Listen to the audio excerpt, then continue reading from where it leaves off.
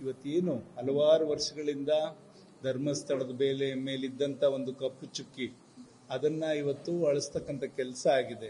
ಇವತ್ತು SITಯನ್ನ ಸರ್ಕಾರ ರಚನೆ ಮಾಡಿ ಅಲ್ಲಿ ಯಾರು ಮುಸುಕುದಾರಿ ಅಂತ ಮತ್ತೆ ಯಾರು ಬೇರೆ ರಾಜ್ಯದಿಂದ ಅವ್ರನ್ನ ಹೊರ ಹಾಕಿದಂಥ ವ್ಯಕ್ತಿಗಳನ್ನ ಇಂಥವ್ರ ಮಾತೆಲ್ಲ ಕೇಳಿ ಒಂದು ಅಲ್ಲಿ ತನಿಖೆಯನ್ನು ಆರಂಭಿಸಿದ್ರು. ತನಿಖೆಯಲ್ಲಿ ಇವತ್ತು ಬಂದಿರತಕ್ಕಂಥ ಒಂದು ಹೊರನೋಟ ನಾವು ನೋಡಿದಾಗ ಖಂಡಿತ ಅದು ನಮ್ಮೆಲ್ಲರಿಗೂ ಕೂಡ ನಿರಾಳ ಆಗಿದೆ. ಭಕ್ತರಿಗೆ, ಮಂಜುನಾಥ ಸ್ವಾಮಿಯ ಭಕ್ತರಿಗೆ ಅಂತಕ್ಕಂಥದ್ದನ್ನ ಸಂತೋಷದಿಂದ ಹೇಳಲಿಕ್ಕೆ ಬಯಸ್ತೇನೆ.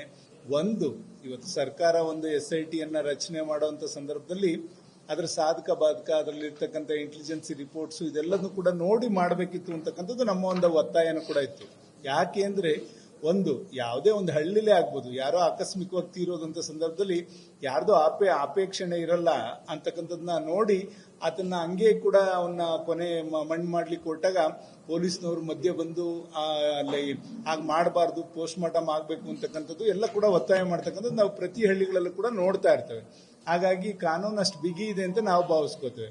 ಆದ್ರೆ ಧರ್ಮಸ್ಥಳದಲ್ಲಿ ಸುಮ್ಮನೆ ಇಲ್ಲಿ ಓದ್ತಿದ್ದೀನಿ ಅಲ್ಲಿ ಓದ್ತಿದ್ದೀನಿ ಅಂತಕ್ಕಂಥದ್ದು ಯಾರೋ ಒಬ್ಬ ಮುಸ್ಕುದಾರಿ ಹೇಳ್ದಂತ ಈ SIT ಅವರು ಹಿಂಬಾಲಿಸ್ಕೊಂಡು ಹೋಗೋದು ಎಷ್ಟು ಒಂಥರ ನಗೆಪಾಟ್ಲಿಗೆ ಒಳಗಾಯ್ತು ಅಂತಕ್ಕಂಥದ್ದು ನಾನು ಯೋಚನೆ ಮಾಡಬೇಕಾಗಿದೆ. ಸರ್ಕಾರ ಒಂದು ತೀರ್ಮಾನ ತಗೊಳ್ಳುವಂತ ಸಂದರ್ಭದಲ್ಲಿ ಅಲ್ಲಿ ಇರ್ತಕ್ಕಂಥ ಗೃಹ ಇಲಾಖೆಯಲ್ಲಿ ಇರ್ತಕ್ಕಂಥ ಗುಪ್ತಚರ ಇಲಾಖೆ ಇರ್ಬೋದು, ಇವೆಲ್ಲ ಹಲವಾರು ವರ್ಷಗಳಿಂದ ಏನೇನು ಅಲ್ಲಿ ನಡೀತಾ ಇದೆ ಮಾಹಿತಿನ ಸಂಗ್ರಹಿಸಿ ಅಲ್ಲಿ SITನ ರಚನೆ ಮಾಡಬೇಕಿತ್ತು. ಈ ರೀತಿ ಮಾಡಿರ್ತಕ್ಕಂಥದ್ದು ಸರಿಯಲ್ಲ ಅನ್ನೋದು ಅಷ್ಟೇ ಭಾವನೆ. ಬಟ್ ಎಲ್ಲೋ ಒಂದ್ ಕಡೆ SIT ಮಾಡಿದ್ರಿಂದ ಏನು ಧರ್ಮಸ್ಥಳದ ಮೇಲೆ ಇದ್ದಂತ ಅಪಕೀರ್ತಿ ಇವತ್ತು ಹೋಗಿದೆ ಅಂತಕ್ಕಂಥದ್ದು ಕೂಡ ಒಂದ್ ಕಡೆ ಸಂತೋಷ ಆಗೋದ್ರ ಜೊತೆನಲ್ಲಿ ಈ ರೀತಿನಲ್ಲಿ ಇವತ್ತು ಧರ್ಮಸ್ಥಳಕ್ಕೆ ನಾವೆಲ್ಲರೂ ಕೂಡ ನಮ್ಮ ಪಕ್ಷದ ವತಿಯಿಂದ ನಮ್ಮಲ್ಲಿ ಎಲ್ಲರೂ ಕೂಡ ಮಂಜುನಾಥ ಸ್ವಾಮಿಯ ಭಕ್ತರು ಸಾಕಷ್ಟು ಪ್ರಮಾಣದಲ್ಲಿ ರಾಜ್ಯದಲ್ಲಿ ಇರೋದ್ರಿಂದ ನಾವು ಕೂಡ ಎಲ್ಲ ಕೂಡ ಇವತ್ತು ದರ್ಶನವನ್ನ ಪಡೆದು ಬರುವಂತ ಭಕ್ತರಿಗೆ ಯಾವುದೇ ಆತಂಕ ಇಲ್ಲದೆ ಇಡೀ ರಾಜ್ಯ ಇರ್ಬೋದು, ದೇಶಾದ್ಯಂತ ಬರ್ತಕ್ಕಂಥ ಭಕ್ತರೆಲ್ಲರೂ ಕೂಡ ನಿರಾಳವಾಗಿ ಈ ಒಂದು ಕಲ್ಮಶ ಇಲ್ಲದಂತ ಕ್ಷೇತ್ರ, ಪುಣ್ಯ ಕ್ಷೇತ್ರ ಇದು ಧರ್ಮಸ್ಥಳ.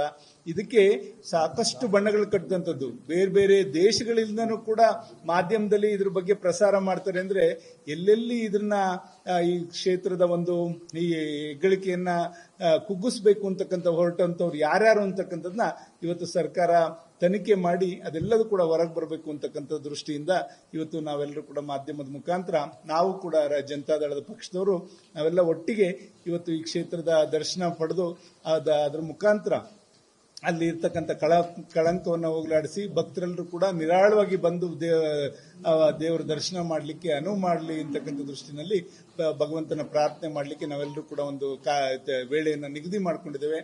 ಇದಕ್ಕೆ ತಮ್ಮೆಲ್ಲರನ್ನು ಕುರಿತು ಇವತ್ತು ಪತ್ರಿಕಾಗೋಷ್ಠಿಯನ್ನು ಕರೆದಿರ್ತಾರೆ.